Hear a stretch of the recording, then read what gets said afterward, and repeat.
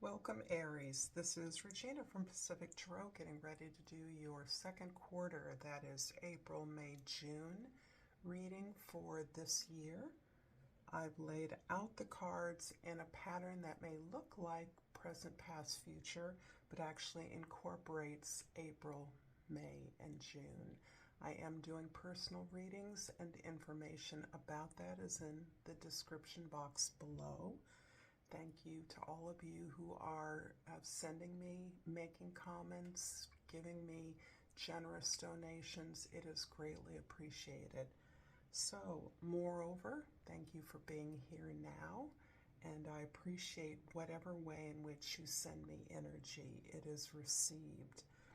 So, Aries, your overall energy for this second quarter is the Nine of Pentacles. And this is about your ability to establish yourself independently in a way that is reflected in your material condition.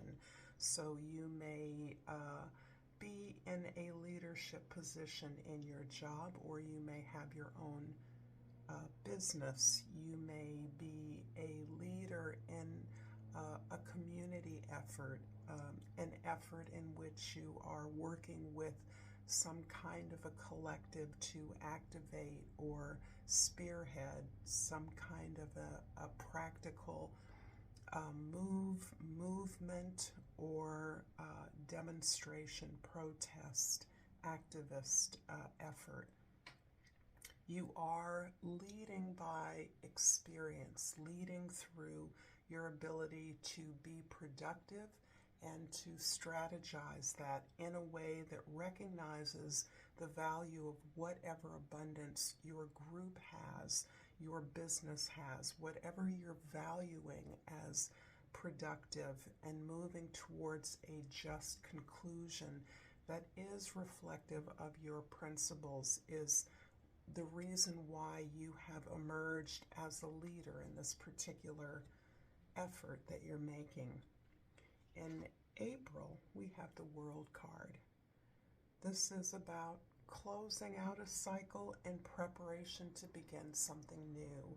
So I'm understanding the World here is very much about receiving a reward or recognition in a way that is evidenced by your emergence as a leadership or as economically, financially independent from others, a way in which you are privileging the expression of your talents and your gifts, your effort, so that you have been nominated into a leadership role for which you are now preparing.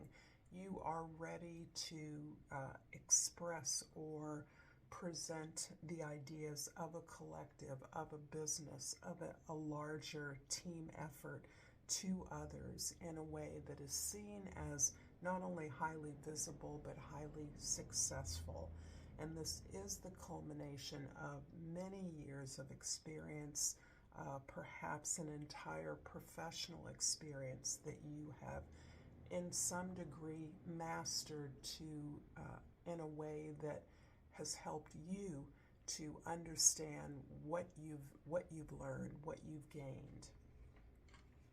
In May, you have the Tower card. This is about, I believe, the perfect moment that this particular movement, this business, this activist plan, this collective effort is meeting with the immovable force of an institutional change, a policy change,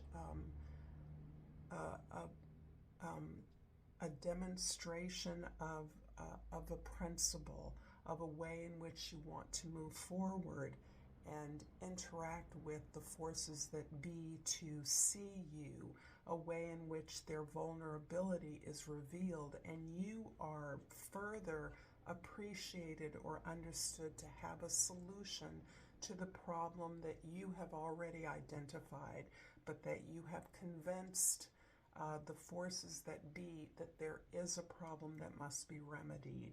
This is also almost a way in which you are educating some social structure or body to recognize a problem that needs a remedy and then presenting the solution to that remedy.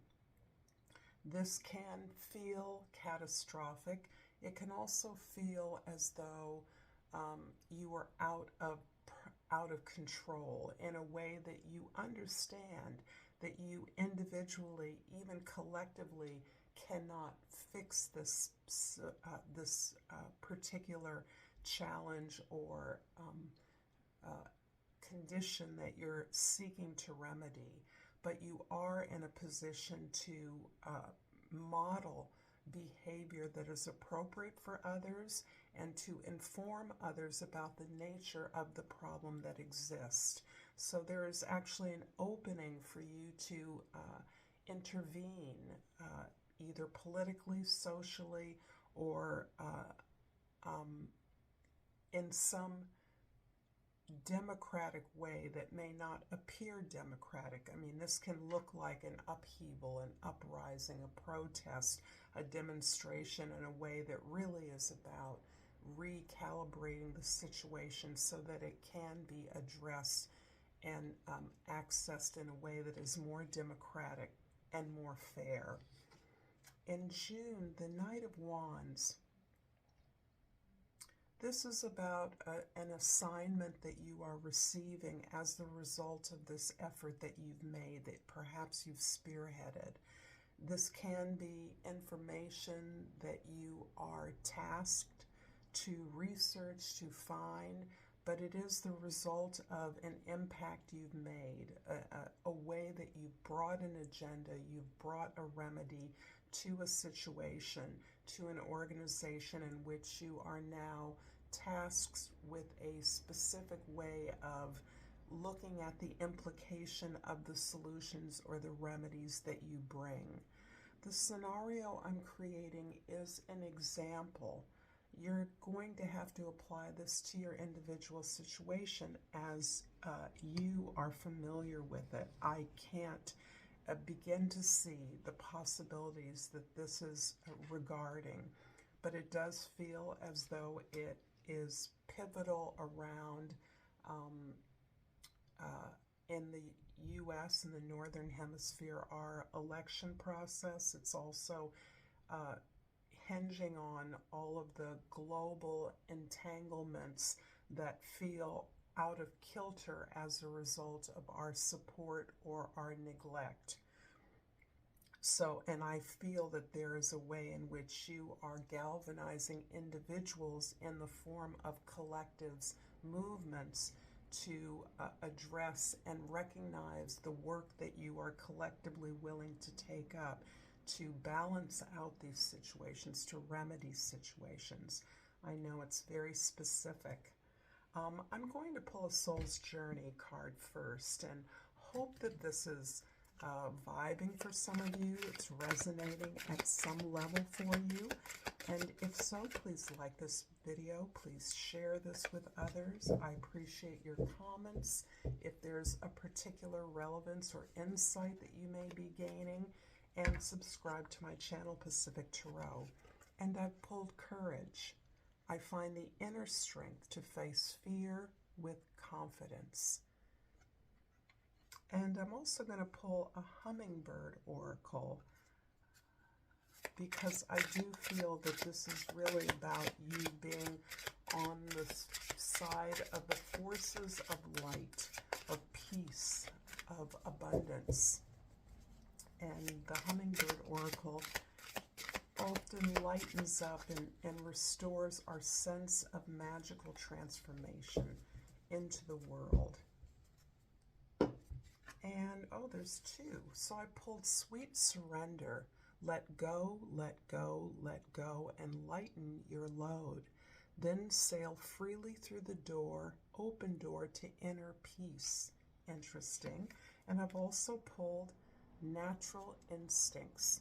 You know which way to fly.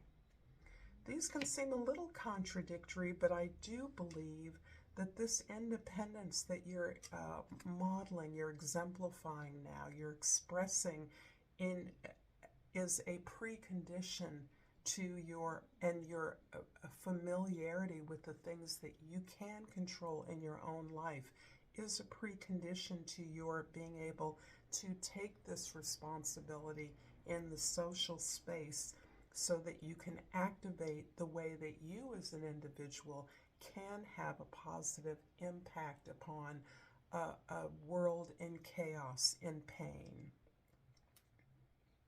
I'm going to clarify April, the world, with the Ace of Cups in the past and the Ace of Pentacles in the future. This is incredibly powerful.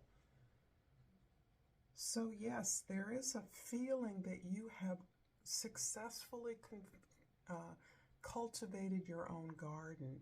You've made peace and space for the things that you know you do well, the things that you enjoy in a way that you feel secure and stable. You understand that you are comfortable, and for you that translates into a kind of luxury and privilege that you're aware that not everyone has. You've worked for this, you've earned this, and as a result of this, you've actually received the rewards of your efforts. But you also understand that this is a preparation for a new level of healing and security and abundance that you are now accessing in a way that helps you to share what you've learned with others, so that you now understand that healing, love, self-care, and a new positive sense of prosperity, of even wealth is possible, of bringing value, knowing the value that you have, how that translates in the world in a way that keeps you safe and abundant, is something that you are bringing in to a more social space as a remedy to a problem that may appear to be outside of you. The May, I am clarifying with the Sun card and the Five of Swords. Very powerful cards in general. And this is, again, kind of reiterating a similar message. By focusing on your own happiness, your own well-being, by honoring your natural gifts, by persevering in following those to their natural conclusion, which is the pursuit of your potential. You have kept your focus on your joy, what makes you happy, the pleasure in the world, not just the amount of work you've had to do to get to where you are. And there is a sense that you have worked long and hard towards this place where you are happy with yourself. You enjoy yourself. You respect who you are and what you've earned in this world. And you see this as a portal, as an opening, as an access to a process that others can also enjoy. There is a sense that you are really changing an experience, an inner experience of self-doubt. And having healed that to some extent, you're now ready to take on the criticism, the resistance that you undoubtedly will get in any kind of a bold social stance that you take. There are others, and they're not simply those in the outside world. They are a continuation of those inner voices that we've internalized from our upbringing, that are critical, that reinforce a message that you may have, that may have been unconsciously imposed on you, that you're not enough, that you don't have quite enough to do whatever it is that you need, certainly not enough to be truly happy, fulfilled, and successful. You're encountering that. Not only you're gaining, you've taken on the courage to take on those negative voices, to take on that criticism, that resistance within yourself, and to also face that in the outer world. with a greater sense of empowerment because of your experience of overcoming that, because of the work and the diligence, the commitment you've made to improving your gifts, of putting in the work, the consistency, committing to the discipline necessary to build something. June is clarified by the Two of Wands in the past and the King of Swords in the future. It's interesting because you are taking what you have gained, this real sense of expertise, empowerment, being clear about what your power and gifts are, having built those, understanding that those things do not diminish. These are things that grow with time, and your sense of positionality in the world, one in which you do feel favored in an interesting way, because you have gotten to this other side of some really difficult, hard work, challenges, probably material hardship along the way. And you've actually come to a position where you understand that what you've been able to gain within is something that can be shared with others, that you want to move away from what is familiar to you, and you want to move out into the less familiar world. After all, making a social stand, developing or galvanizing a force that means to remedy unfairness or injustice in the world is about learning more about those conditions that you believe that you can at least locally remedy in a way that can ripple out towards the world. And in towards that effort, beyond the task that you've taken on that has been designed for you, that you have been assigned, is this greater sense of composure, of fairness, of logic, of reason, this way in which you are empowered to be a facilitator of new ideas, open up to the new truths that you have opened the door to, that you have proposed, the relevance of your efforts towards. So you're now in a position to be having conversations, negotiations, being curious, investigating, listening to the truths of the experiences of others, now that you have moved into a place of proposing remedies and truths that can positively impact the world. You're now in a position to consider those, what the real life impact of those are as you continue to negotiate solutions with others as part of a collective. I'm going to finish this reading with a crystal oracle and hope that this has made sense to at least some of you. This feels very specific, and I feel as though I'm talking to not simply light workers, but actually activists in some crucial and critical ways that the world needs your efforts. So I have pulled the dioptasy, and the key word is love.